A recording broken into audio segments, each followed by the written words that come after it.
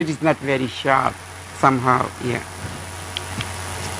I think we already you have some idea about my background, so I can skip that.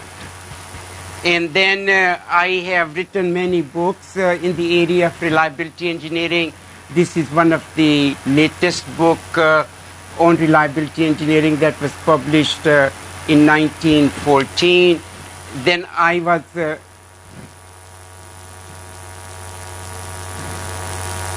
I can continue. Yeah. So I was visiting professor in China. So I co-authored a book in Chinese on reliability engineering. One of the first book I wrote on reliability engineering was published in 1977. That has been translated in many languages, and even it was published even in Russia and in Spanish language. I can give you some idea about my university. University of Washington is a state university, and it was founded more than 150 years ago. So it is one of the premier research university in United States. And our university now has more than, on one campus, which is in Seattle, more than 40,000 students. 40,000 students. There are a couple of pictures here of the center of the campus. You can see there is a big mountain there, which is throughout the year covered in snow. This is the old glacier. So we call our pictures in our campus like mountain and the fountain. So this is the mountain and the fountain in the center of the campus. So if the weather is nice, it's sunny, you can see the mountain in the back, and then you can see the fountain in the center of the campus. The College of Engineering is about 10% of the total university. So we have now more than 4,000 students in College of Engineering. We have 10 different departments in College of Engineering, and now we have about 270 faculty members. This year we had about 125 PhD students who got their PhD, because the most important component of a research university is to produce future professors for the society. So the focus, universities are known, where their students go and become future professors. And of course, there is some emphasis on undergraduate teaching, but most of the emphasis is on graduate teaching. In terms of hierarchy, if you look at in the United States, higher a university is, more focus is on research. So university's main mission is not just to teach or disseminate knowledge, but to create knowledge. So if there's a professor, question is where does this knowledge come from? Somebody has to create the knowledge before some other professor can teach it. So that's why big emphasis is on creating knowledge that future generation of teachers, professors, students can use for teaching, as well as for research, as well as for helping a society. If you are familiar with United States, this is a map of United States. So you can see in terms of total area, United States is 4 times bigger than India. But we have 1/4 of the people as India has. So that means the density is 16 times in India compared to the United States. So that will always be a challenge in India, because too much stress on the natural environment, on infrastructure, because of the population density. So like this is the east coast of the United States, this is like Pacific Ocean, so this is the west coast of the United States. If you know like New York and Boston, Massachusetts, they are on this side. On this side, like we have California, and then the next state is Oregon, and then this is the state of Washington. That's where my university is So there is a Washington, D.C. that is in here. So that is the capital. So that is called Washington, D.C., District of Columbia. That is the capital of United States. It is not a state, it is just a small area where our president and all the legislatures branches. In Seattle, you can see like this is our Pacific Ocean, and our university is right here. We are only about maybe 250 kilometers from Canadian border. So you can within 3 hours in terms of driving on American highways, you can go to Canada. This is the university. This is the map of our university. And then like it is right. This is like downtown area. Then the University of Washington is right in this area. So university is right on the lake. So this lake is Lake Washington. So it's a very, very big lake, in terms of maybe length, you could have almost like 20 miles, and then you could have a span of 3 miles, and then I can show you, there is an island. I think you can't see it very well, and then my wife and I, we live on Mercer Island. It's a tiny, tiny island. So in state of Washington, you have many new companies, like you have heard of Microsoft, right? So Bill Gates lives only like maybe 2 miles away from where we live. And then all the co-founders of Microsoft, there may be more than 10 people who are multi-billionaire just from Microsoft. Then Starbucks company, you know Starbucks, Amazon, so they are all in here. And then Boeing company, all the airplanes, so that's also in the area of Seattle. So to give you some idea of the outline of the course, so we'll focus on how to extend traditional thinking in reliability. So we not only just will talk about in this course about reliability, but we'll talk about reliability, robustness, resilience, and so on. And then we'll talk about what are some of the barriers in terms of traditional thinking in reliability, and what are some of the future directions. So one of the objectives of seminar or a course of this nature is to get research ideas. If you want to write a PhD thesis, then what kind of problems one can work on? And how do you do research? What is the present problem, what somebody has done, and how to figure out where new opportunities are to do research in the organization, for your research. So we'll talk about, I think this morning we had a lecture about quality, so I can repeat some of those ideas to reinforce, and then we could say what is the relationship of what we are teaching and how it relates to quality. So that's one of the objectives of this course. So let me start with the basic motivation for this course. I used here 3 R's. So the analogy is with 3 R's of education. Remember old days in education, people say, what is education all about? So people say there are 3 things you learn in education. One is reading, one is writing, and one is arithmetic. So those people used to call 3 R's of education. So I looked at the same analogy and I said, what are the 3 R's, similar 3 R's in engineering?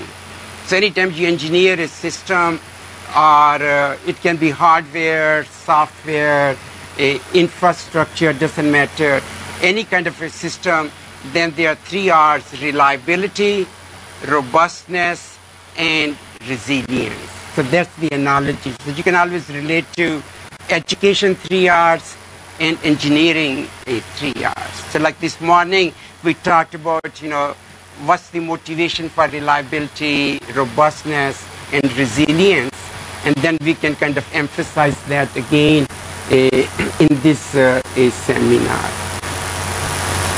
So the whole motivation is how to expand traditional reliability to broader issues of not just reliability, but maintainability, sustainability. Then there are many S's we talk about typically when we teach a course. So like we talk about safety, security, sustainability, and 3 R's and many, many S's. You already had the lecture on safety, remember? Maybe 15 minutes ago. And if you read, India is the worst country in terms of traffic accidents on highways.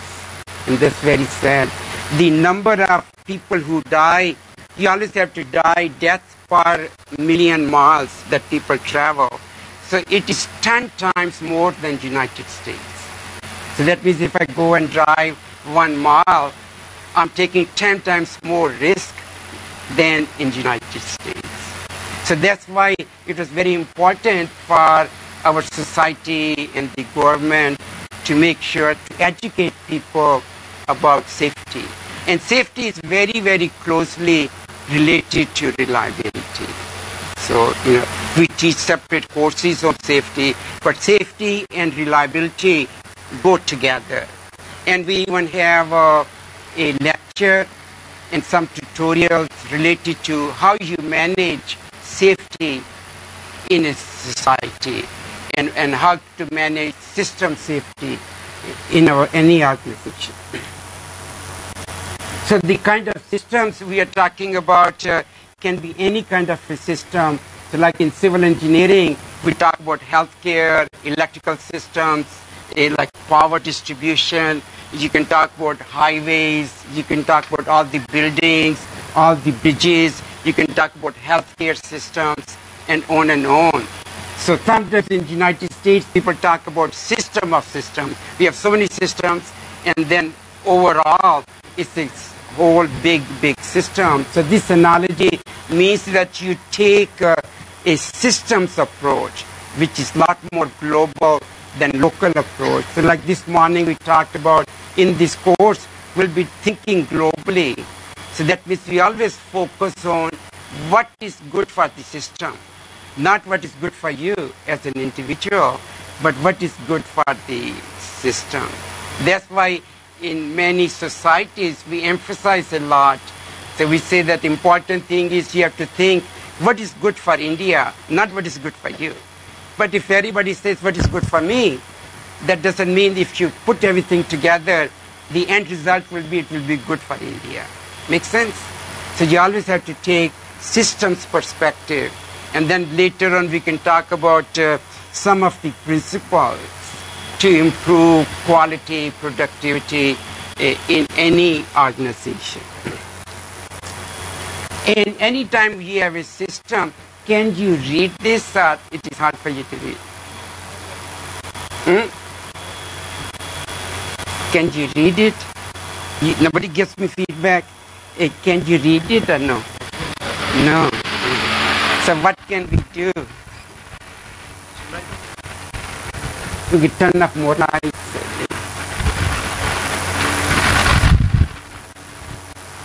Because, we had given, you have the PowerPoint PDF files for printing.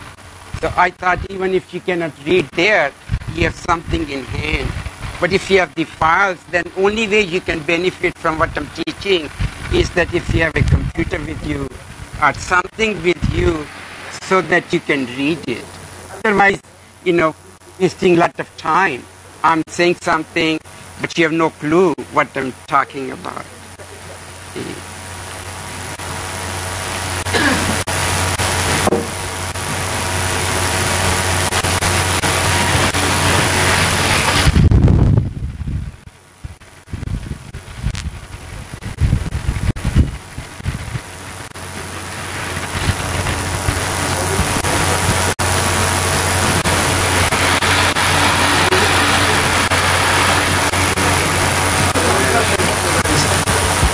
So I don't think we can really solve this problem, because this is part of the system, right?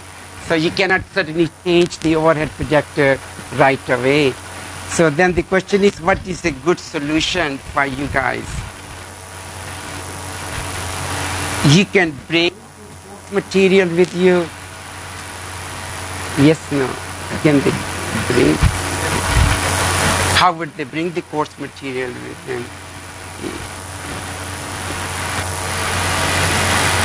ये तो continue कर लेते हैं. No, we'll continue. Yeah. No, sure.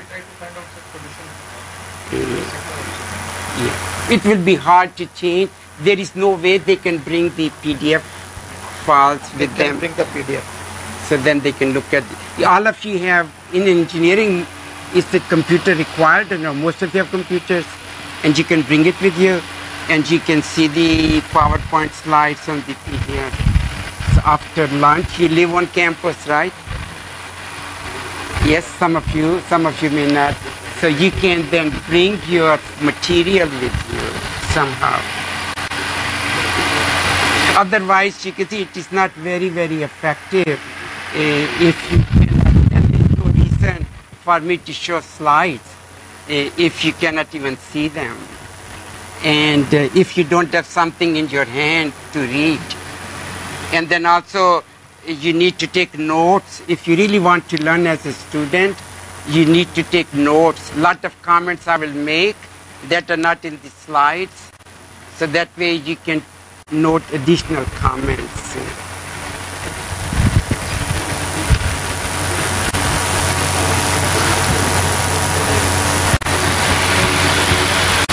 So we can figure out the strategy.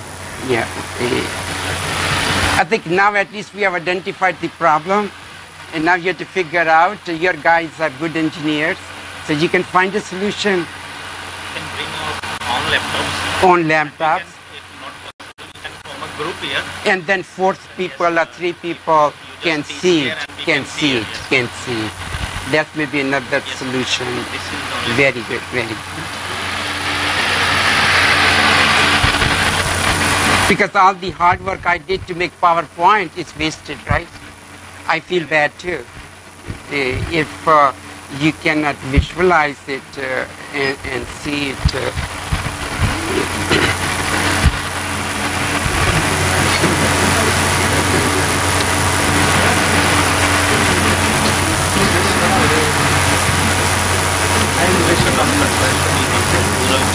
You think it is the... We can continue with... I'm sorry, go ahead. No problem. Just a minute, I'm discussing.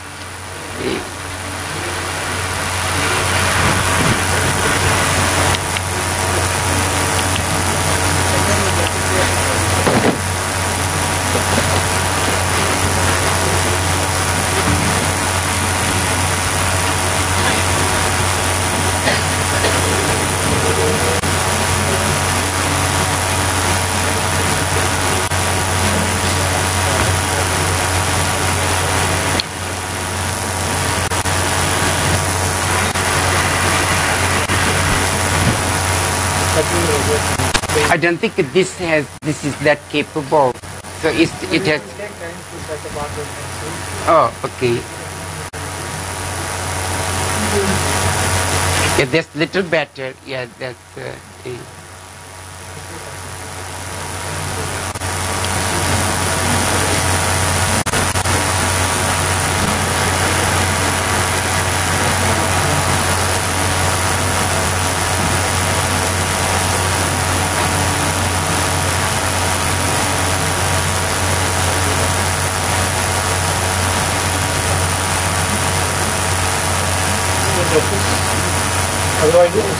Yeah, sure. Yeah. Do you think it will make a difference if I change the computer or no? It will be same thing, sir. It will same problem. It's just a projector issue, not a computer issue. Maybe, sir. Oh, okay. Actually, we have changed this. We are using a splitter in between these ones. Oh, Splitter okay. might be not giving us proper. Otherwise, this yellow color is yellowish is there. Oh, okay. Okay. I think It's okay. So at least we can continue this lecture, and then we'll see after lunch what is a good strategy. Anybody has a question so far? Are there any questions? No? So the idea was that anytime you have a systems degrade, right? Nothing in this world will remain stable, same. As a human being, I change every day, and all of us change. If you engineer something, it will change over time, just like this projector has changed. I'm sure 5 years ago it wasn't this bad as it is today, right? So maybe it was reliable 5 years ago. It's not that reliable today. So when systems degrade, then you say that how can you restore the system? So you can see designing a good projector that is reliable, that means it will do what it is supposed to do. So that is the word reliability. Now the projector has degraded, right? So that means it was not a very robust projector, or maybe it was not properly maintained, or maybe it was abused by people somehow. So the projector has degraded, so that deals with robustness. Now we have to figure out how to restore it back to the ideal condition. And restoring it back to the ideal condition is resilience. How long it will take. If it takes 5 years to restore, it's not so good. If it takes even 5 days to restore, I'll be gone after 5 days. So ideal thing would have been is that I can restore it in 5 minutes or 5 seconds. So then how fast a system recovers, that deals with resilience. So in old reliability, we used to call that as maintainability. Like your car breaks down, then you want to repair it so that you can restore the function. You are able to maintain, you're able to sustain the function of the system. So that's the idea. So and then there are all kinds of natural disasters.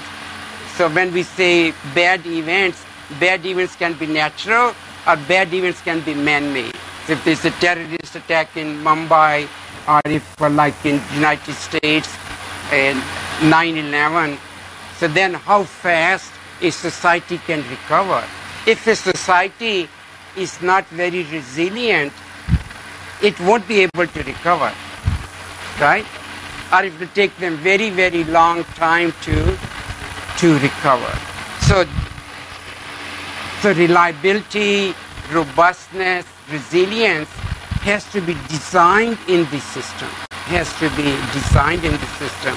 This is not something you can fix it easily, right? So it is too late to fix this projector. It had to be designed right from the beginning so that it will work for 5 years, for 10 years, for 20 years under certain operating conditions. And look like we kind of failed in that, achieving that objective. And you can see, you look at accidents, like you had to talk about accidents, right?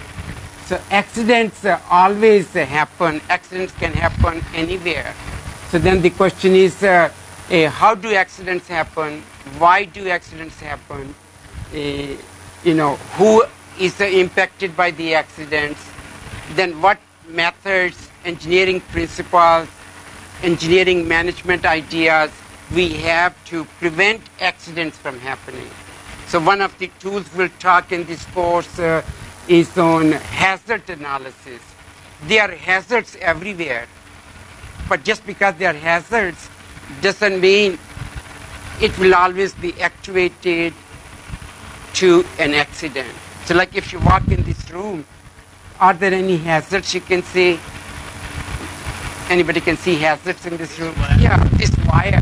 So he says there is a wire here, and we know it is a hazard, because if I walk, I'll trip over, and I could fall down, and I could get hurt, and we'll have to cancel this course, right? But just because there's a hazard doesn't mean I'll fall down, right?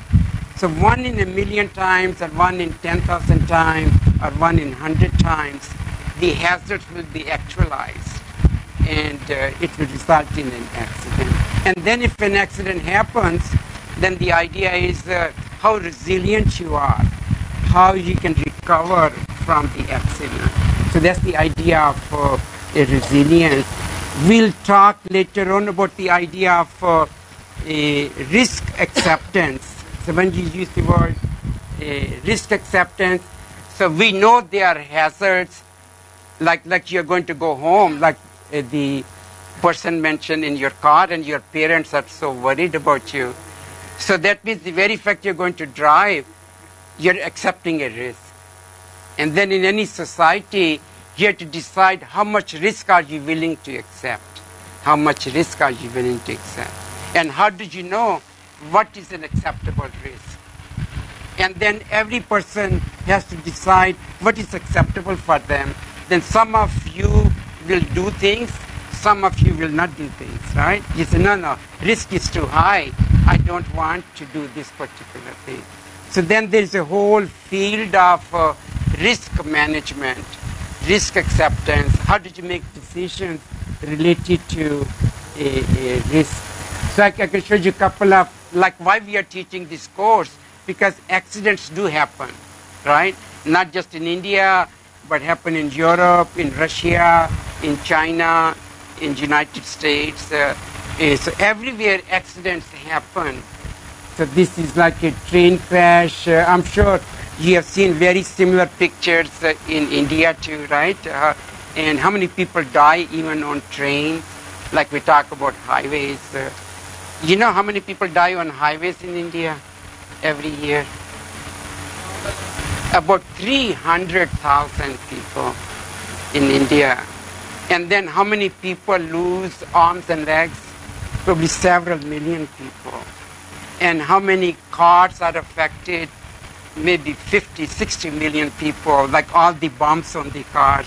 So that means these are hazards to all the automobiles. And then the question is, how can you prevent it from happening in any society? So like there's an plane crash. In China, there is examples of plane crashes. It is a city, Kansas, like you have a building, and then the building falls down. So then you can see this is a picture from China. And that means if you don't have good principles in society, and some people shortchange design and installation, then there's a big risk to millions of people in our society.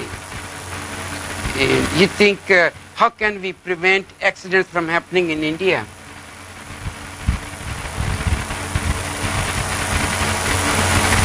What should we do? Most of you can think about.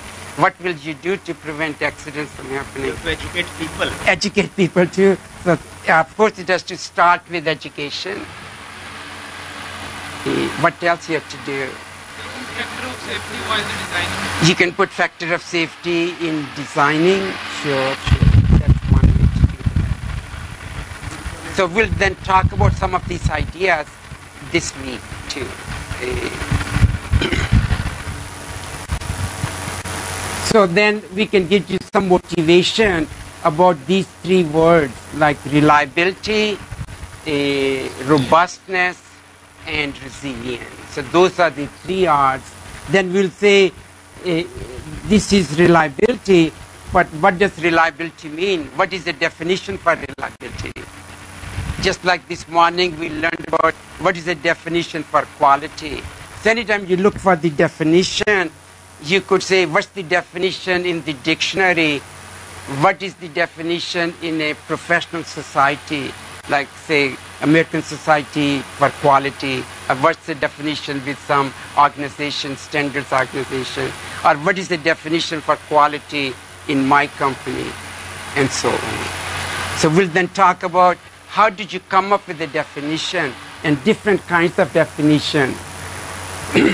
So if you want to look at the picture, so the idea is that if you have a system and the system is working at 100% efficiency, ideal condition. So you could say ideal condition is 1 or 100%, or you have some metric to measure what is perfection. Then with time, this system will degrade. So just like, this thing has degraded. And now we are very unhappy, right? So we are I'm unhappy, you guys are unhappy. The quality of education has gone down, and then you will be upset. And then the idea is that anytime a system degrades, then you have to restore so that you can bring it back to level 1. So these are the three words: reliability, robustness, and resilience. So this area is related to our unhappiness, right? Because I wanted everything to work always at this perfection level. So this thing is not working at perfection level, so then it has increased our unhappiness. Make sense? And then the question is, the whole idea of engineering design is how can we design system to minimize this area or maximize this gray area. So ideally you want, an ideal system will be that is always working forever at level 1 or 100% levels of efficiency. So you could make another picture. So then we could say, like, I have a system working at 100%, then the system has degraded, and then this red area is a reflection of how bad the system is. So when we talk about metric for how good the system is, so we could then integrate it over any planning horizon, say from 0 to T0.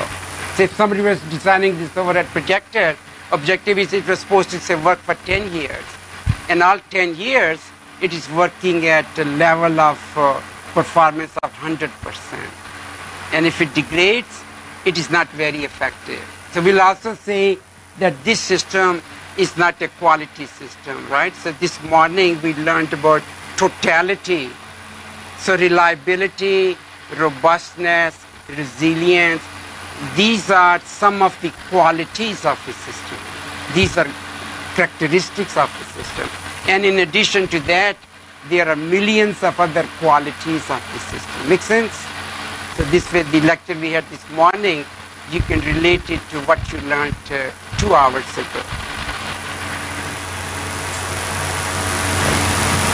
Anybody has a question or comment? This is good. The only way you can learn and the only way I can teach is that if you give me feedback. So if you don't give me feedback, there is no way for me to know that I'm teaching at a very different level than what you have the ability to learn, right?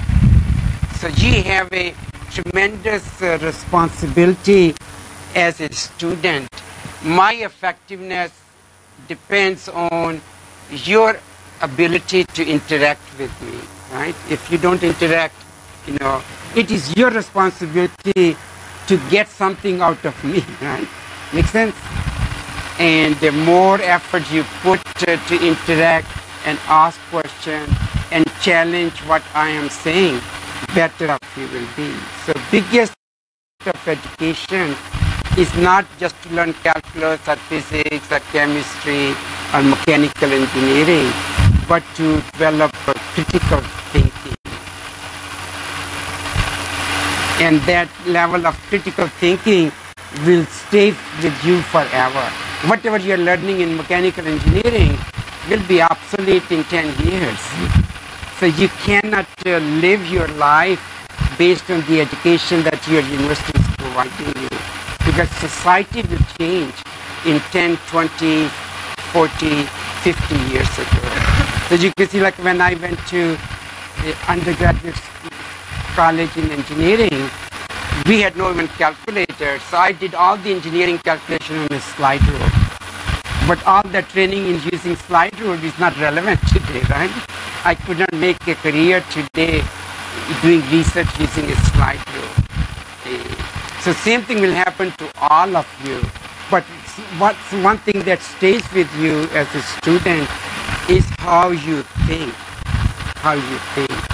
And how you analyze problems and what processes you use to analyze problems. So many times when we teach a lot of these things, it is just an excuse to teach you critical thinking. focus is not, anytime we have, there's a big difference between education and training. What's the difference?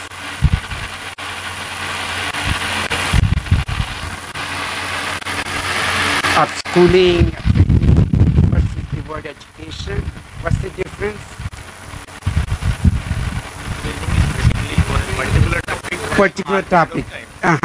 And education is something that you can use, right? So if I teach you how to use Excel spreadsheet, or I teach you how to integrate something, that's very limited application. But it's important to understand how a software is developed and what are the processes or how the foundations of mathematics. So that will stay with you for a long time.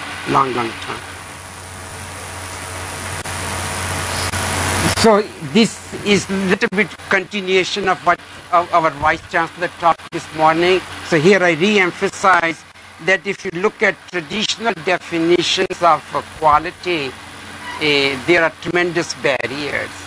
So our Vice Chancellor didn't ask you, but if somebody says what is quality, so if you go to a dictionary, you think what will dictionary say about quality? He looked at one dictionary. So you can look at the dictionary, the word has evolved over time. So then you can look at the roots of the word. Just like in Hindi, you can go back to Sanskrit and you can say how this word evolved over time. So similarly in English language, a lot of words come from Latin.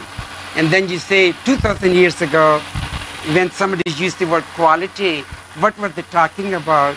And how over time. So we're not only going back 50 years or 100 years like the Vice Chancellor did, but you could go back to the beginnings of language and how the word has evolved. So we can do a little bit of that. So somebody says what is quality, and then what is the relationship of quality to reliability, resilience, robustness, safety, sustainability, and on and on. So this picture tries to say that quality is like a big beast, and every person looks at a very small part of the beast, and they say this is quality, but they have no idea about the whole thing. And that is one of the traditional weakness in the definition. So I think this morning you heard of maybe 3 or 4 gurus. So sometimes there was an article that was the cover page of a Society for Quality. So they said, what is quality? Even we don't even know. So they identified 8 people. So I think like Crosby, Deming, some of you mentioned those names, Feigenbaum, Ishikawa, Taguchi, Persing, Dr. Schuhart, and so on. So we'll talk about some of the ideas of Dr. Taguchi in terms of quality, and then what impact he had. This is his picture, and what impact he had on the idea of robustness. So if you want to, when you look at your course material, you can look at some of these pictures. Then who you think this person is? Or this one here. So that's Dr. Deming.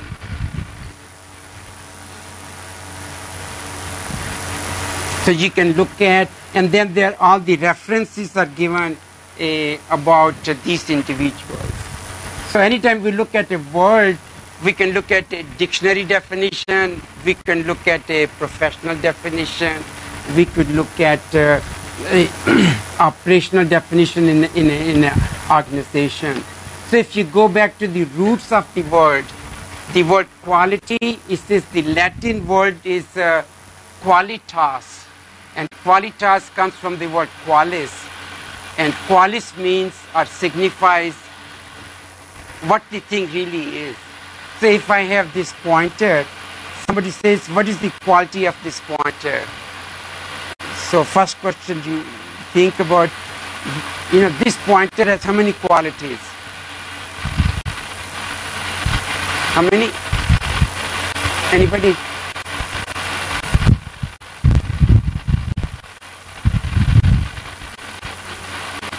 how many? Number of qualities. Huh? Many qualities. Many qualities. So theoretically, you could say infinite qualities, because infinite. So the word quality is same as the word characteristic, not goodness of effectiveness or excellence or zero defect. So the word quality literally means what something is. So somebody says, oh, he's a quality person. You say, which quality am I looking at? Am I looking at, your behavior, your personality, your educational skills, your athletic skills, and on and on. So there are zillions of qualities, right? If you're an electrical engineer, I could focus on current and voltage. If I was a material person, I could focus on how to make, how hard this material is. And if I was a safety person, I could say how this pointer could injure somebody. So if I suddenly point somewhere and it gets to your eyes, it could do some damage. And then ultimately, you can look at the totalities of all qualities. So that was one idea this morning. And then how this pointer can meet the requirements of the user. So ultimately, who defines overall quality of this? So the idea was, who defines overall quality, or who measures the overall quality? What you learned this morning? What did this morning? So who defines and evaluates the quality of the pointer? User, fitness, Huh? fitness for use. No, fitness for use is one definition. So then the person that defines and evaluates quality is the person that is affected by it, and user. So anything that is affected by something is the user. User doesn't have to be, our customer doesn't have to be a human being. If I design something and I pollute the environment, I'm affecting the environment. You will not say this is a good product, right? If you have a car and car is polluting, right? Polluting the environment, so it is not a good product. So user, the customer, is not just a human being. It's anything that is affected by what we do is the customer. So when I teach this course, who's the customer? When I teach this course, We are you are the customer. You think my job is just to make you happy? satisfied. Huh? Satisfied. Is that my job to satisfy you? Yes? No? Huh? So one way to satisfy you is to do the job of a teacher is not to make students happy. Who's my customer? How many people in this world are affected by what we are doing in this room? Yes, sir. Industry, sir. If we will go and we have a proper knowledge, we can work on them and the final product will be more reliable. So the industry and the person who are using the products from the industry, actually they are affected by the knowledge provided by you. Definitely. A lot of people are affected, right? A lot of people. And maybe, there is a hierarchy of a customer. Whole India is affected by whether you learn. And maybe in order to make sure that the future generations benefit from our learning, maybe you are very unhappy with me because I'm teaching you too much. I'm giving you too much homework. I'm always telling you you don't work hard enough. And on and on. And you're very upset with me. But motivation is to make sure that future generation will benefit. Of course, I cannot really educate you or teach you if you are not willing to learn, right? So you have to start at first phase to get you motivated. Remember, the word education is to lead. To lead. And then sometimes when you're leading, I'm trying to do things that are against your wishes. You are very comfortable leaving this room and going to have lunch, and I'm still talking, right? So you're not very happy with me. You say, when is professor going to stop talking so that I could have my lunch? And I say, no. I have to make this point so that they really understand it. So there is a hierarchy of customer. You think whole India is the customer of what we do? How about the whole world? Huh? Whole universe, philosophically, very good. So then should we worry as a teacher when we teach or just make students happy, right? So there are so many things to consider when you do a education. So there is a systems thinking, like in terms of quality, means there is a hierarchy. So you could look at quality at a system level, quality at a subsystem level, quality at an assembly level, quality at a component level. Then every component has millions of qualities. If there is a battery in this simple device, it has many, many qualities, right? And how the battery will degrade, it will start with 1 voltage, and then over time the voltage will change. And then one of these points, I say, oh, the pointer doesn't work. And I can define failure. And the word failure or defect is relative. It is not absolute. It is all relative because each person has a different idea of a failure. So if I was going to teach this course in the United States, this projector would be a failure. We will do no way I'll teach this class. But in India, I become a lot more tolerant. I say, okay, if it doesn't work, if people can't see, let us see how we can get them excited and learn something given the time that we have together. Because anybody will say there is no way, this is a effective learning environment. So it looks like even this thing is not working. Hey, how come in India things are not working? What's going on? You guys don't worry about this. I worry. I can never sleep thinking about these things. But it bothers you guys? No? Really bothers me. It really bothers you. So what are you doing about it? I'm thinking of carry on my own projector for you, sir. Oh, okay. In future. Yes, sir. Question? No. So let's see if so this one is not working, so we can continue using this.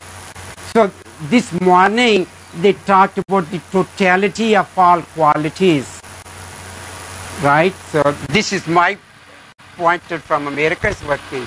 India not working. So this is the totality of all qualities. You can see when we use the word quality characteristic, that is bad English. Why do I say that? The word quality is same as the word characteristic.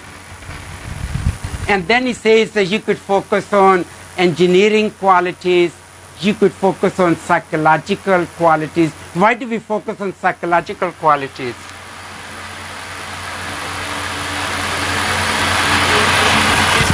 Human beings, yeah, very good. So if you say with human beings, what is beauty? All of you have a different idea, right? And what is taste? If you're a cup of coffee, what is taste? Everybody has a different idea. Then we can talk about qualities that change with time. So most of the quality change with time. So like if there was a battery here, and that battery has degraded, right? It was working 10 minutes ago, but now it is not working. So those qualities, typically we call them time-oriented qualities because these qualities are changing with the time. So like in this course, we are looking at time-oriented qualities versus a lot of other qualities. So like word reliability, robustness, resilience, sustainability, all of these are time-oriented qualities. Then you can even focus on ethical issues.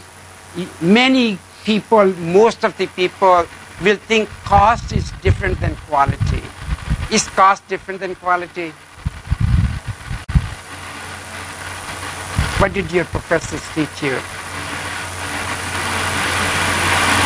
Is cost different than quality? Or cost? Anybody? How about in the back? How are our friends doing in the back? So how about cost? Is cost same as quality or cost is different than quality? I'm sorry? Different in what way? Maybe.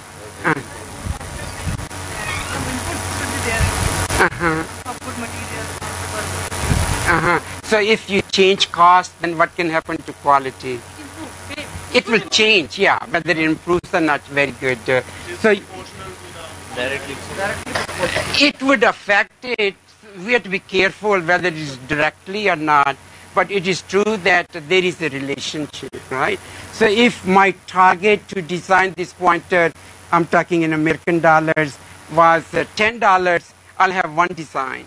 If you say you can spend $100, it will be a very different design, right? If you can spend $1,000, it will be a very, very different design.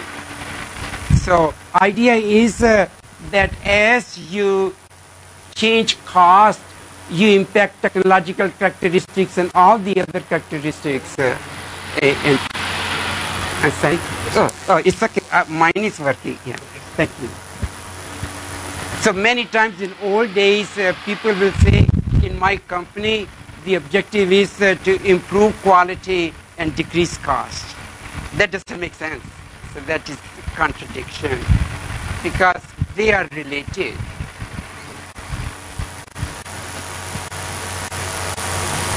Let's see, we go to next slide.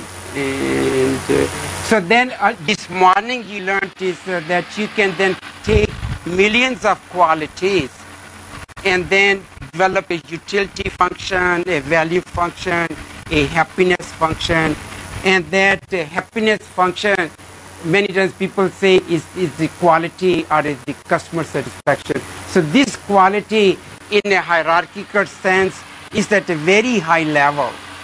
This is a reflection of millions of qualities of the system. Some of these qualities will affect the reliability, some of them will affect maintainability, some of will affect resilience, some of it will affect safety, and on and on. And of course, all of these things will affect cost, right? There's hardly any characteristic that will not affect cost. So in this course, the basic idea of reliability means is that if at time 0, I have ideal values of these qualities, x1, x2, x3, x4, and then with time, x1 changes, x2 changes, x3 changes, and so on, then my utility function, happiness function will also change. So word-like reliability means is that there is no degradation. So then if I was happy on day 1, I'll be happy after 10 years, then 20 years. And robustness means is that something doesn't degrade at all. So if it is working today, it will be working millions of years from today. So this is how you can relate to these ideas. Hardest thing in improving quality or reliability is how do you translate the requirements of the customer, the happiness of the customer to engineering qualities. So like you're sitting in this chair and somebody says, oh, I want a chair that is very comfortable. So how will I translate comfort to how hard the seat should be? So ultimately when I design it, I have to figure out, I put some cushion and I say whether how hard it should be so that how comfortable you need. So I'm focusing on the hardness, but indirectly hardness impacts your happiness at a very high level. Okay. So hardest thing is most of the problems are our translation is flawed. So in India in particular, people don't translate customer needs to engineering qualities in a proper way. So then what they come up with is very different than what our intent was. And that is one of the biggest challenge in any society how to do the translation, how to do the translation. So this word substitute I will use a lot. So the word substitute means that this is a translation. You want to be happy, and I'm focusing on hardness. So to me, hardness is a substitute for you being happy. So we say what the customer wants, and then what are the means ultimately are the substitute characteristics. This is what somebody needs versus what the, so this is engineer's language, and this can be the user's language. But of course there are million steps in between these two steps. So how step by step you translate a customer's language to engineer's language. Most of you are not getting used to reading this. You can follow. You can follow my voice in the back. Yes, sir. Thank you, sir. So we can kind of go through it fast. This is target for lunch. 1:30. So we are about target. We can continue it after lunch too. Yes, sir, we can continue. So you guys enjoy your lunch, and my pleasure and honor to be here today. Let us see how we can make our learning environment a little better. If you remain passive the way you did last 1 hour, I won't be very happy. So somehow that shows that we are not really interacting, and I have no way to know whether you are benefiting from these ideas or not. So you can think about it during your lunch, and let us see what changes we can make to make you guys happy, at least to start with. And then we'll worry about how we'll make India happy. Okay? Thank you. And this is yours.